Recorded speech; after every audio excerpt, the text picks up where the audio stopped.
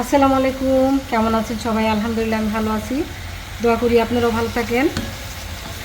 দেখুন, আমি আজকে পটলের ছিলকার একটা ভর্তা বানাবো। তো আমি এখানে ছোট্ট একটা রেসিপি, আমার বেশি বড় না। আমি একটা ছোট সাইজের পেঁয়াজ আর 3-4 কোষ রসুন, কয়েকটা কাঁচামরিচ এখানে দিয়ে আপনারা পরিমাণ মতো ঝালটা দিবেন। একটু লবণ দিয়ে পটলের ছিলকাগুলো ধুয়ে ভালো করে একটু পানি দিয়ে সিদ্ধ করে নিয়েছিলাম। সিদ্ধ হয়ে গেছে আমার এটা, আমি এখন একটু পেস্ট করে নিব। আমি দেখাচ্ছি ছোট্ট এই রেসিপিটা, আপনারা পটলের এই ছিলকাটা ভর্তা করে খেয়ে দেখবেন, খুবই মজা। গরম ভাতের সাথে রুটির সাথে খুব ভালো লাগে খেতে। তো আমার এটা সিদ্ধ হয়ে গেছে, আমি এখন এটা একটুখানি ঠান্ডা করে তারপর পেস্ট করে নিব। দেখুন, আমি পটলের ছিলকা ভর্তার জন্য এখানে একটা কড়াইয়ে তেল দিয়ে দিয়েছি, পেঁয়াজ দিয়েছি পরিমাণ মতো।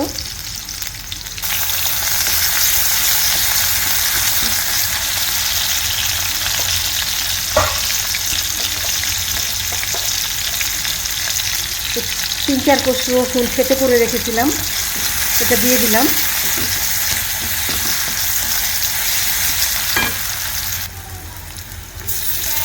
আমি একটু শুটকি দিয়ে দিলাম, দেখেন একটু শীতল শুটকি দিলাম। আপনারা চাইলে শুধু চিংড়ি মাছ, একটু গুঁড়া চিংড়ি দিয়ে করতে পারেন, অথবা তেলের মধ্যে এই পেঁয়াজ রসুনের সাথে একটু জিরা, আস্ত জিরা দিয়ে শুধু পেস্টটা ঢেলে দিয়ে শুধু বানাতে পারেন। সব রকমভাবেই পটলের ছিলকার ভর্তাটা বানানো যায়। আবার চাইলে একটা ডিম ভেঙে দিয়েও বানাতে পারেন। তবে আজকে একটু শুটকি দিলাম।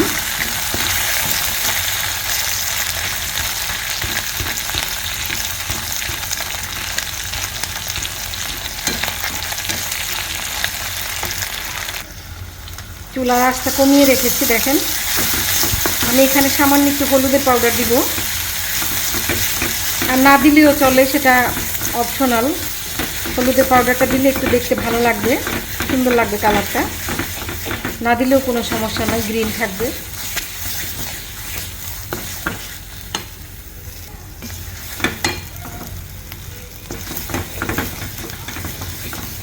হলুদের পাউডারটা দিতেই এটার কালারটা একটু অন্যরকম হয়ে গেছে, একটু ইয়েলো হয়ে গেছে।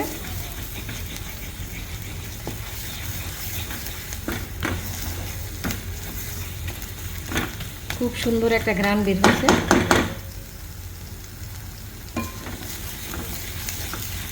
আর একটু ভাজা ভাজা করবো। দেখেন, আমি কিন্তু এখানে নতুন করে কোনো পানি আর ইউজ করি নাই, কারণ আমার পটলের ছিলকাটা সিদ্ধ করা ছিল, সেজন্য আমি এখানে কোনো পানি ইউজ করি নাই। আর পানি ইউজ করার দরকার নেই, যেহেতু তেলটা শুটকিটা আমি শীতল শুটকি অথবা চাপা শুটকিও বলতে পারেন, শুটকিটা আমি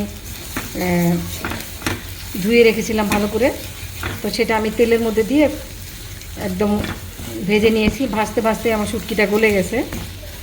ভালো যেই শুটকিটা সেটা তেলে দিলেই গলে যায়, আগুনের তাপ পেলেই সেটা গলে যায়। তো আমার এটা হয়ে গেছে পটল দিয়ে শুটকি দিয়ে আজকের এই ভর্তাটা। তো কেমন হলো আপনারা জানাবেন অবশ্যই। ভালো লাগলে অবশ্যই লাইক শেয়ার করবেন, কমেন্ট করে জানাবেন। কাছে থেকে দেখাই, দেখেন খুব সুন্দর হয়েছে। এটা চুলাটা বন্ধ করে দিচ্ছি। তো কেমন হলো বানিয়ে খেয়ে দেখবেন, যদি ভালো লাগে অবশ্যই লাইক শেয়ার করবেন, কমেন্ট করে জানাবেন।